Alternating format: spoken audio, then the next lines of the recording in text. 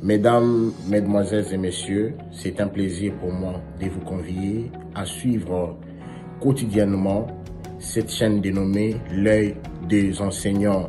C'est une chaîne qui valorise l'enseignement dans notre pays, la République démocratique du Congo. Quand on parle de l'enseignement, on voit directement l'enseignant ainsi que l'apprenant qui est l'élève et l'étudiant. Alors n'hésitez pas à vous abonner parce que c'est un cadre qui nous permettra à s'exprimer librement tout en dénonçant ce qui se passe dans notre pays sur le plan éducatif. Abonnez-vous massivement, likez, partagez avec vos proches afin que tous nous puissions parler le même langage et tous nous puissions développer notre pays sur le plan éducatif.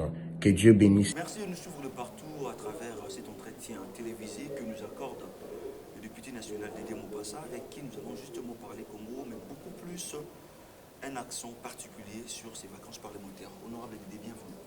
Merci à vous et à tous les téléspectateurs de notre télévision. Ok. Honorable, d'entrée de jeu, vous revenez fraîchement de vos vacances parlementaires.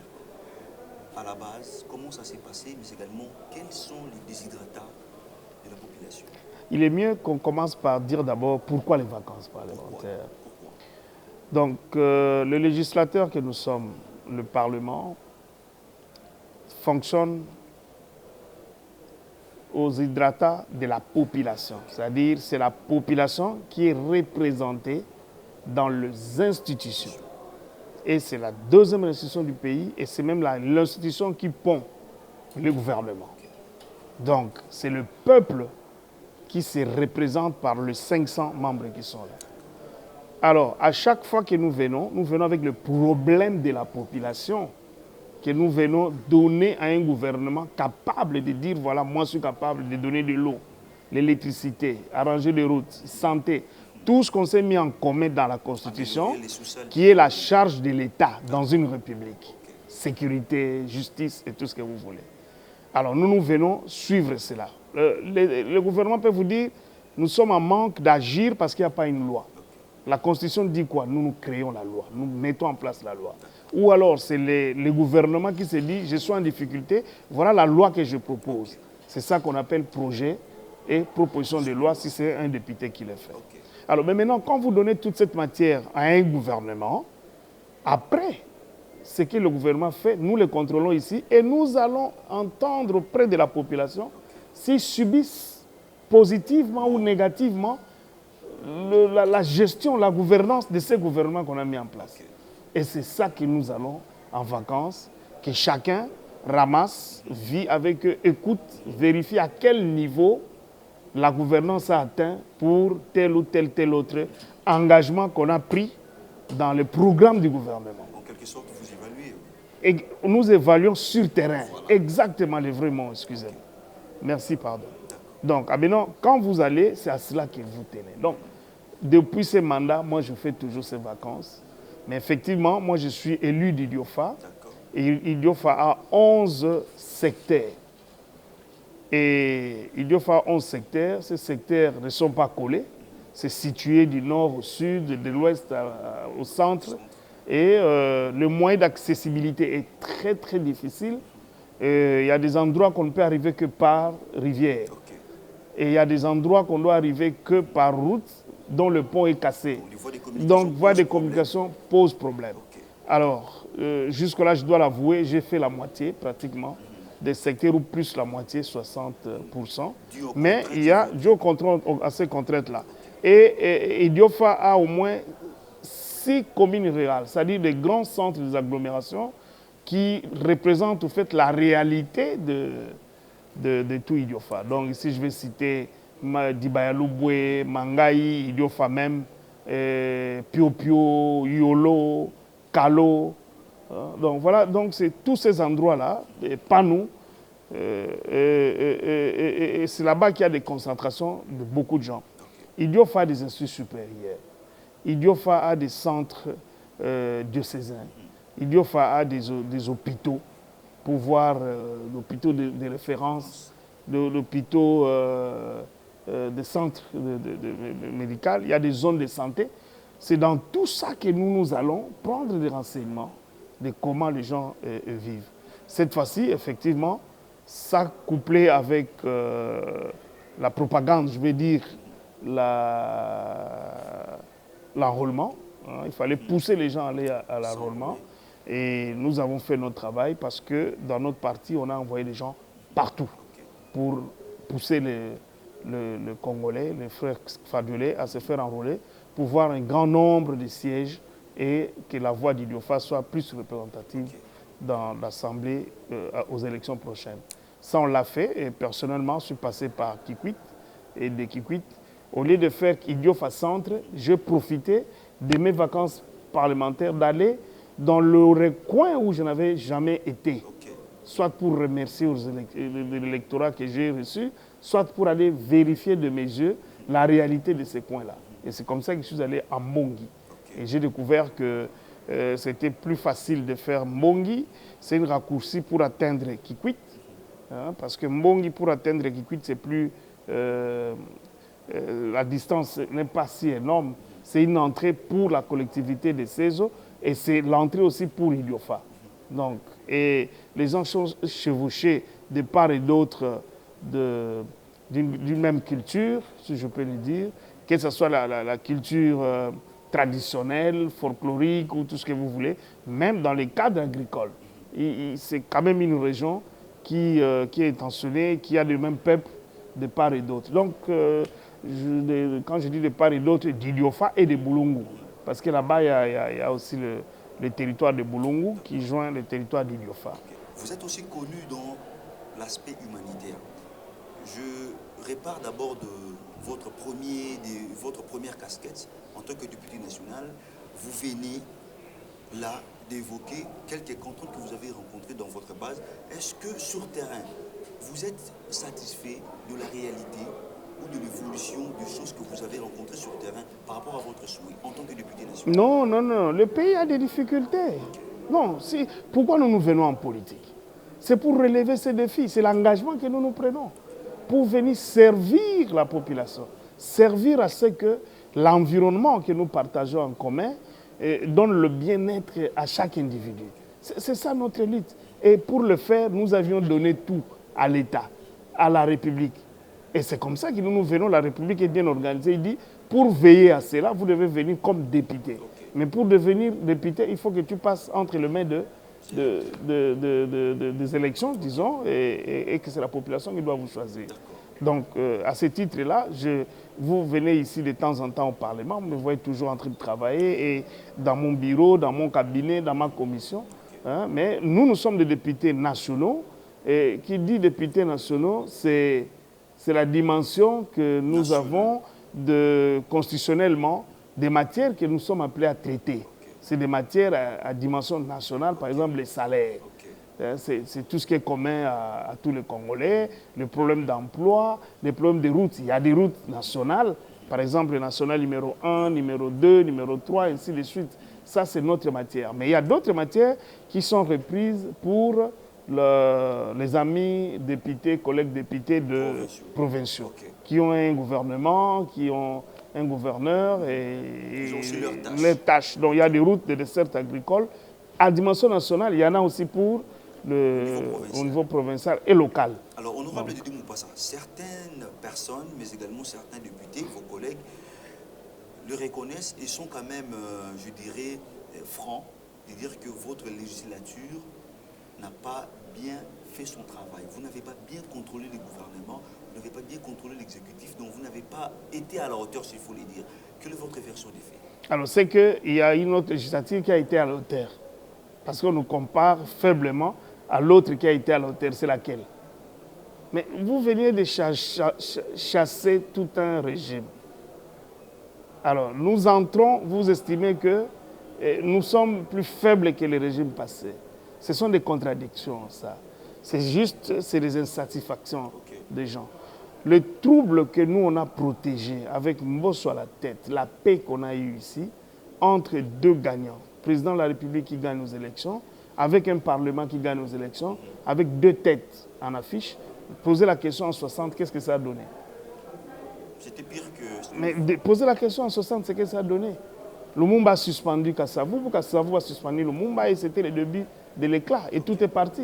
Mais ici, on vous a ramené au moins la paix. Et nous sommes en train de garantir les institutions qu'on a obtenues sous base de difficultés et nombre 1 plus 4. N'oubliez pas cela. C'est ça qui a donné naissance aux institutions que nous avons. Nous devons tout faire pour protéger à l'interne nos institutions. Et c'est ça le rôle du Parlement. Les 500 députés qui représentent la réalité de la République démocratique du Congo, tous ensemble, derrière le président de la République, qui a appelé à l'union sacrée parce qu'il devait sauver quelque chose. Et la chose qu'on devait sauver, c'est la République. Mais comment on le fait pour que les bénéficiaires de la République puissent se retrouver? Oui, là je suis d'accord avec eux, qu'on a un problème économique, on a un problème de la redistribution sociale, on a un problème d'emploi qui perdure parce que le trou était profond. Maintenant, là, il faut remonter petit à petit, mais il y a des efforts qui sont en train de faire. Les effets de la loi ne sont pas automatiques. Les effets de la loi, il faut attendre un temps, 2 ans, 1 année, 6 mois, ainsi de suite. Donc, il y a des choses que nous sommes en train de faire ici qui vont porter des fruits dans les jours à venir. Avant d'évoquer l'aspect... Par exemple, aujourd'hui, le travail que nous avons effectué de faire remonter le budget, qui a comme impact changer les salaires, faire payer les nouveaux, comment on les appelle, les nouvelles unités, les NU, finir le retard de paiement des salaires dans beaucoup de structures, qui va diminuer des tensions sociales, et ainsi de suite. C'est quand même un effort, ça vient de chez nous ici. C'est parmi les attributs que nous avons. Et d'autres souffrances que la population a, manque de médicaments, c'est vrai, c'est par coloraire que nous, on peut être attaqués, mais c'est le gouvernement cette fois-là. Mais nous, notre rôle, c'est d'enquêter le gouvernement, c'est de contrôler le gouvernement, faire des remarques ou sanctionner le gouvernement. Donc, dans ce sens-là. Vous l'avez d'ailleurs évoqué, avant d'évoquer les questions sécuritaires, vous avez parlé de notre budget qui est remonté 3 fois que les régimes passés. Mais est-ce que vous sentez aujourd'hui les résultats de ces triples budgets à la base, au niveau de la population? Parce qu'ils pleurnichent davantage. Oui, vous avez raison. Mais ce qui se passe, c'est quoi? Je vous donne un exemple pour comprendre ce qui se passe. Nous avons 4 milliards, et sur les 4 milliards, nous avons 5 millions de nouvelles unités. Sur les 5 millions, il n'y a que 500 qui sont payés, parce que le budget est de 4 milliards, n'est-ce pas? Maintenant, là, le budget devient de 10 milliards. On rajoute aussi. On rajoute, au lieu de payer les 5 millions, on ajoute, on paye 2 millions de gens. On passe de 500 à 2 millions.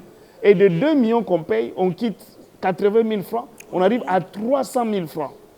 Donc, les 5 millions ne sont pas toujours payés. Les 2 millions ou les 3 millions restants, c'est la majorité. Ils ne sentent rien.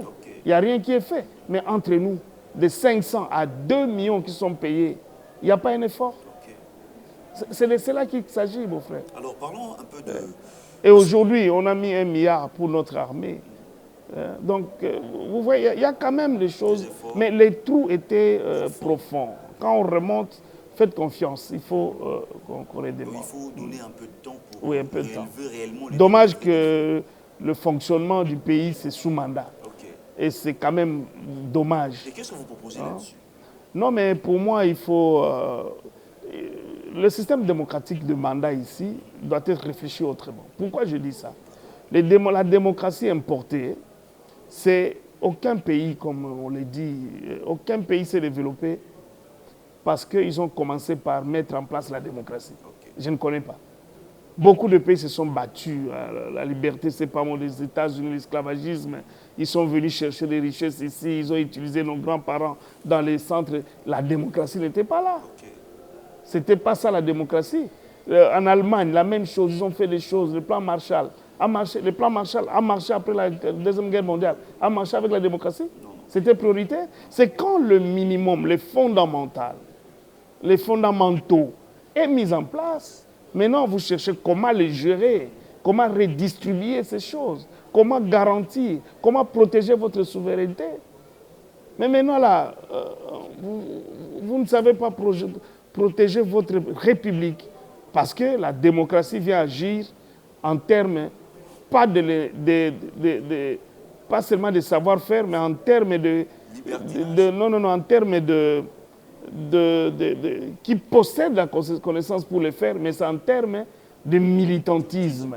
Qui a milité dans quel parti a gagné. C'est ce parti-là qui va gérer le pays. Alors même si, quand on doit continuer comme il le faut, avec un plan de 30 ans, de 40 ans, quel sera le Congo dans 30 ans? Ça, c'est la République qui doit s'engager dans cela. Et pour faire ça, qu'est-ce qu'il faut? Changer de pouvoir qui viendra changer l'objectif commun, ou c'est comment il faut faire? Ça aussi, c'est un problème de démocratie, développement pour le pays du tiers-monde que nous sommes. Donc il faut vraiment étudier minutieusement cette aspect. Qu'est-ce qu'il faut? C'est normal que la population a droit de se choisir ses dirigeants. C'est normal que la liberté d'expression soit garantie. Okay. C'est normal que au niveau de l'État, comme on appelle une continuité de l'État soit exercée, mais c'est sur un plan bien déterminé. On peut commencer une route aujourd'hui, on fait 2 km ou 10 km, le mandat est fini, c'est fini, on abandonne la route. Quelqu'un qui arrive, ce n'est pas sur cette route-là. Donc vous voyez, toutes ces choses-là n'est pas favorable aux fondamentaux. Mais quand les fondamentaux sont là, en tout cas je pense qu'il reste, et c'est comme ça que la politique domine un peu pour venir gérer ainsi de suite. Mais le reste, retroussons les manches, mettez-nous au travail. La Chine ne s'est pas développée par la démocratie. Hein.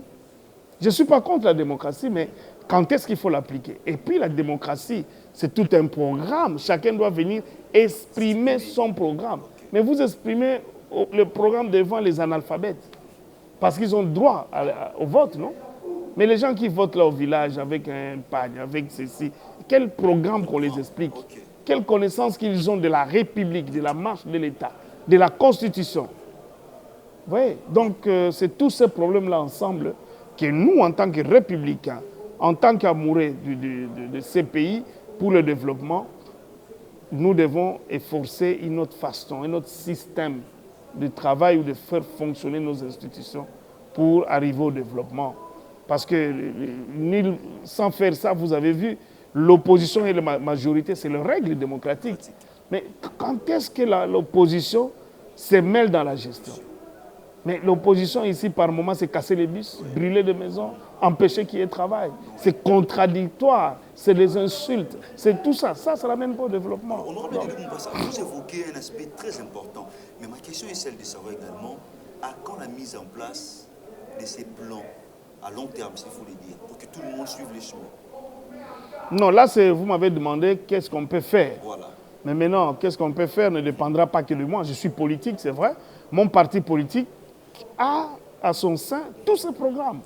Mais jusqu'aujourd'hui, nous ne gagnons pas encore en termes d'avoir la majorité pour s'imposer.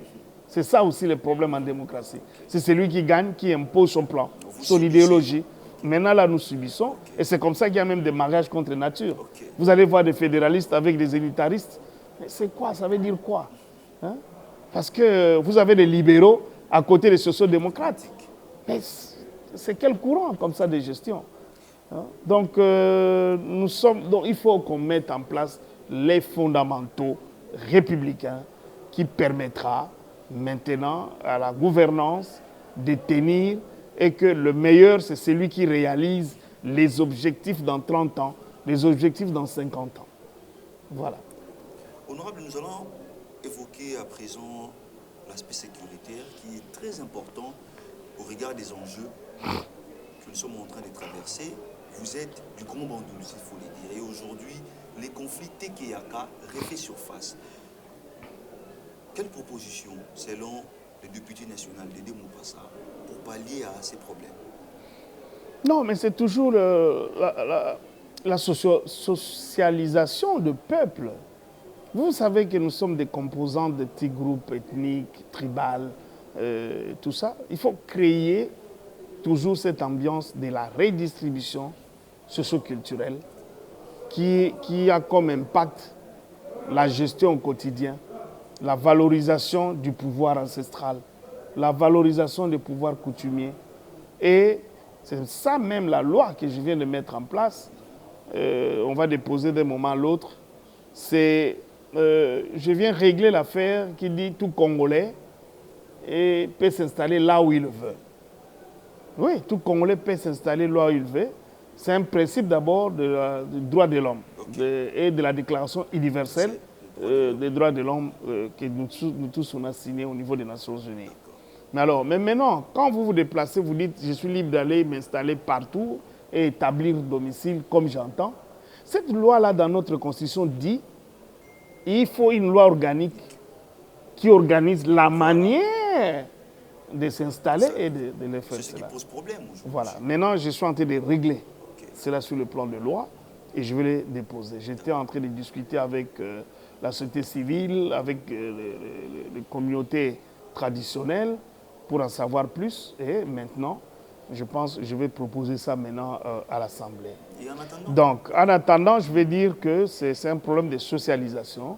Les uns et les autres, sachant qu'ils sont au Congo, ils ont cette liberté d'y rester. Comme il n'y a pas une règle qui définit la gestion de la terre, il n'y a pas une règle qui définit, quand je vais dire gestion de la terre entre autochtones et celui qui est venu, l'autochtone estime que c'est sa terre, celui qui vient doit dépendre de lui, comme il n'y a pas un cadre qui définit en dehors de la loi foncière. N'est-ce pas? c'est là où le bas blesse. Et si cela n'est pas bien appliqué, ça cause toutes ces tensions. Mais ça, c'est une dimension naturelle, normale d'abord. Mais au-delà de ça, moi, je suis un politique. Ok.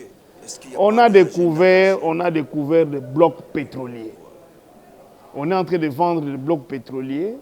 Et Kwamuntu, c'est un bloc pétrolier Ok. d'une grande valeur. Tout investisseur choisira le bloc pétrolier qui prend Léopoldville ici, le plateau de Bateke jusqu'au bout là-bas à Kwamuntu. Pourquoi? Parce que le courant est à côté, il y a la rivière pour évacuer le fleuve Congo est à côté, la Sonade, donc c'est déjà quelque chose de fait. Ok. Alors, mais maintenant, les ennemis de la République qui ne voudront pas voir ces blocs pétroliers être exploités, si ce n'est pas eux qui veulent le faire, ils commissionnent le désordre pour que les partenaires qui veulent venir ne viennent pas pour se dire voyez du désordre de ce côté. Est-ce que, honorable Alors à ce moment-là, il faut des enquêtes, c'est un parlementaire qui parle, je ne vais pas prendre des choses comme ça, j'ai dit sur le plan politique, je peux accuser, orienter mes enquêtes sur cette base-là, mais sur le plan naturel, je vous ai dit aussi, il n'y a pas un cadre qui définit toutes ces choses-là. Mais il est nécessaire qu'une enquête soit menée, approcher de cette population, savoir d'une manière lointaine, parce que ça fera 30 ans, 40 ans, 50 ans, on n'a jamais entendu ce genre de choses. C'est seulement quand on veut vendre des blocs pétroliers, ou alors ils ont eu des conflits, c'est quel genre de conflit? Quand ces gens-là sont venus, et les assaillants, qui sont des nouveaux venus, qui sont les nouveaux venus, et ils viennent avec quel problème? Ils sont venus avec quel problème? Et pourquoi ça a dégénéré à ce genre de tueries? Et ce genre de tueries est semblable aux tueries qui ont commencé à un autre coin du pays qu'on a vu. Et ça apparente un peu à Boko Haram. Vous voyez? Donc, il y a des indices qui nécessitent des enquêtes sérieuses pour donner quand même définitivement, qu'est-ce qu'on va dire, le plan de sortie de cette crise. Mais, honorable, en attendant que tout ce que vous venez de proposer là soit mis en place, on a enregistré des pertes sans vies humaines et certains crient même à l'absence de l'autorité de l'État dans ce coin du pays, et surtout que c'est votre coin. Oui. Je suis de Grand Bandoulou, je suis congolais, je suis républicain. Ce n'est pas parce que c'est dans les Bandoulou que je vais dire que les autres n'en tiennent pas compte. Non, j'en appelle à une responsabilité nationale. J'en appelle à une responsabilité africaine et mondiale, internationale. Pourquoi pas? Parce que nous avons signé des accords de paix. Hein? Donc les Nations Unies n'est pas sans savoir qui doit protéger les peuples du monde. C'est tous ceux qui sont signataires des accords dans ce cadre ici. En Afrique, la même chose. Mais alors, nous avons un gouvernement, nous avons un ministre de l'Intérieur qui a charge de gérer la police. Nous avons un ministre de la Défense qui a charge de gérer nos militaires. Et le militaire, c'est venir intervenir pour protéger, défendre la souveraineté et la surface de notre République. Mais la police, c'est pour mettre de l'ordre à l'intérieur. Et l'ordre, on ne met pas seulement quand il y a du désordre, non. La police est permanente. 50 personnes, je pense, c'est 1 ou 2 policiers. Mais il y en a combien de policiers à Kwamuntu? Il y en a combien dans toute l'étendue du pays? Il y a un problème aussi. Il y a un problème. Il y a un problème. Nous sommes un peuple discipliné, c'est vrai, mais sur le plan sécuritaire, nous devons nous préparer. Ça demande l'argent parce qu'il faut équiper, il faut mettre tous les moyens, il faut recruter, il faut le payer. La production sécuritaire n'est pas comme la production de mines. Tout ce qui vient de mines part maintenant dans la sécurisation. Donc, il y a intérêt que le gouvernement s'organise et sachant au moins les difficultés qu'on a dans le pays, j'ai dit ça s'améliore de jour au jour. Mais c'est vrai que ce qui arrive à Kwamout, il faut vite mettre de l'intérêt et les vider le plus vite possible. On arrive sûrement à la fin de cet entretien, mais quand on évoque les questions sécuritaires, ça a vraiment un lien très proche avec les élections. Est-ce qu'avec ce climat dont nous sommes en train de vivre aujourd'hui, peut-on aller aux élections, allais-je dire, si nous sommes réellement pragmatiques? Parce que certains le disent déjà. Je ne vais pas répondre à cette question oui ou non. J'ai dit il y a des gens politiques qui sont en opposition et ils ont formé les partis politiques. Leur problème, c'est quoi? C'est gérer les pays, c'est entrer au pouvoir. Et la seule voie pour entrer au pouvoir, comme la Constitution le désigne, c'est les élections. Et comme les élections sont prévues le 20 ou le 23, ce n'est pas décembre, il faut à tout prix que ça se fasse. Mais il y a un autre côté, c'est effectivement c'est ceux qui ont gagné les élections, qui sont encore au pouvoir, qui sont en train de gérer, dont leur rêve, c'est de donner du bonheur au peuple congolais. Et ils se voient la guerre à gauche, et c'est un peuple congolais qui est en guerre. Est-ce qu'ils vont donner les élections à ceux qui n'ont pas de guerre pour un même pays, et du côté de la guerre, on fait comment? On doit voir ce qui est. Alors, mais maintenant, celui qui a la même mise sur toutes les institutions, bon fonctionnement, je pense qu'il doit réfléchir 2 fois pour organiser les élections. Sinon, il peut être accusé de violation, de donner le droit d'un côté et de victimiser ou d'abandonner toute une population de l'autre côté. Donc ça demande de l'intelligence, ça demande beaucoup de sagesse pour conduire ce genre de choses. Et il y a aussi d'autres personnes qui sont des agents du développement. Pour eux, vos élections-là, c'est nul, c'est rien pour eux. Et ils veulent voir la route Matadi s'agrandir. Donnez-nous le plan pour agrandir la route Matadi. Et ils veulent voir les aéroports s'améliorer. Ils veulent voir comment les sacs de manioc baissent le prix. Ils veulent voir comment les projets sont installés dans une administration. Ils peuvent prendre leurs documents humblement et continuer. Vos élections, c'est foutu pour eux. Donc voilà les 3 tableaux. Mais maintenant, pour les politiques, il faut qu'il y ait des élections. Il faut à tout prix qu'il y ait des élections. Mais qu'est-ce qui doit être non, mais je t'ai présenté 3 tableaux. Je t'ai présenté les 3 tableaux. Mais maintenant, le choix, c'est chacun dans son coin. Mais maintenant, le meilleur des choix, c'est voir comment rapprocher tous ces éléments-là. Faire une très bonne élection qui amène le développement pour que, dans la paix, voilà l'approche. Dans la paix, faire de bonnes élections qui nous amènent à un développement. Et c'est faisable. On arrive sûrement à la fin de cet entretien. La dernière question qui vous est réservée, c'est justement avec une sorte de traîtrise que nous sommes en train de vivre. Et on cite beaucoup plus vous, les députés nationaux. On ne peut pas se fatiguer pour parler de l'évolution de notre pays d'une manière positive.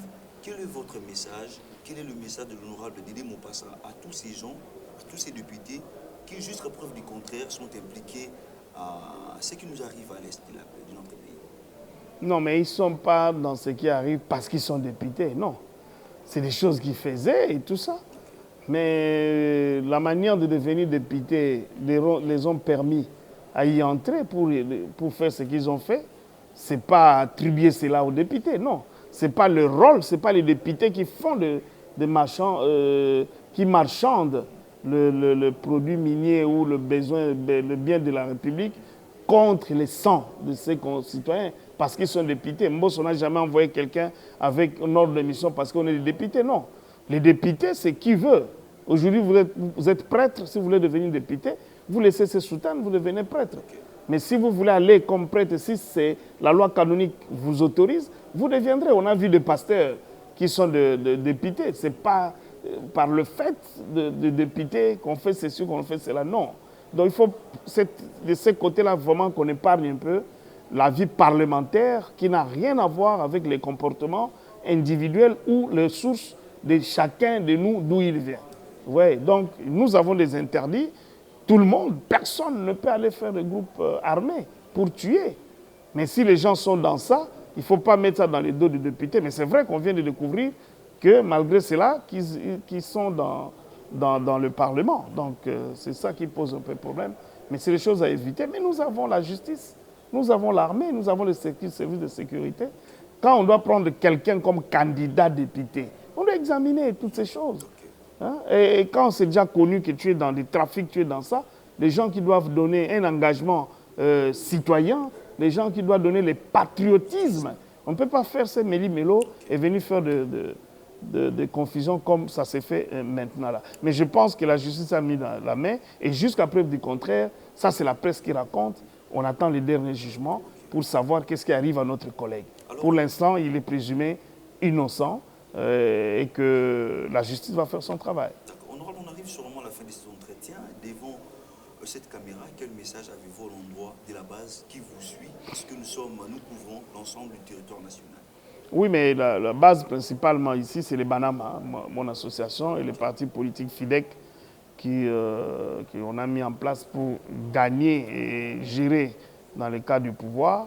Je dis, restons ensemble et je lance encore l'appel, les amis qui sont à l'âge de pratiquer la politique, de venir dans notre parti, que ce soit à Kinshasa, à Kikwit, à Lubumbashi, partout dans la République. Nous avons des fédérations, faites-vous adhérer et nous allons travailler ensemble. Nous allons gérer vos ambitions, et peu importe là où vous voulez les placer. Nous, c'est gérer vos ambitions pour vous donner l'occasion d'exhiber ce que vous avez pour donner le meilleur et contribuer au bien-être de nos populations. Bampagne à Kwilu, effectivement, ben que base, munge qu'on en avait chaque fois munge kwisa bege mona munu, bete na ubunda kwa ben tinda beto, très bientôt munge kwisa dia na Kikwit ça na installer parti na Banama, idiofa que ya beto mosi Kikwit que je veux dire qu'on va dans na Kalo beta kwisa ça na inaugurer massa, ba massa le soutenir tout la kubanda Mpango, Bondo, Dibalubwe, Mangai, Kitana Piopio, Panusumu, Yolo, Mateko, Radio Kanguka, Radio Banama, Benlanda Radio Banama, en relais, émission na kuluta, Montignos a une information à bien, Montignos a une émission à bien, approcher la radio, Radio que ça na Montignos, Ben Kangayo ve ça na peut sa information, peut que mbote ben soutenir beto politiquement, ben peut sa beto chance, ya ku talent qui beto laisser la diaka na mayele beto ketio, ya ku meka ku changer kima, moi ça beto ketio. Merci beaucoup. Honorable Dédé Mopassa, je rappelle que vous êtes député national. Merci de nous accorder votre précieux temps. Merci. Excusez-moi, j'ai parlé en Kikongo. C'était destiné pour eux, mais je peux le faire. Minez ku se matin na Muswahili, banduka ngo yota Swahili bashikie. Minez ku se matin na kolo belango suna lingala, mutino sa lingala ayoka. Mi kwambila batambushi bano beto ya Chiluba. Donc je peux le faire, mais faute de temps. Je vous aime, vous tous, et faisons-nous confiance mutuellement. Et c'est notre pays, notre République. Nous gagnerons. Un leadership fort sera mis dans ce pays, un leadership du développement. Et le Congo va trouver sa robe d'antan, des prédications que Dieu a données. Comme l'a dit le député national Dédé Mopassa, en tout cas, il y a beaucoup de choses à dire, à évoquer, beaucoup d'aspects à évoquer, faute de temps. Le temps vraiment nous fait défaut.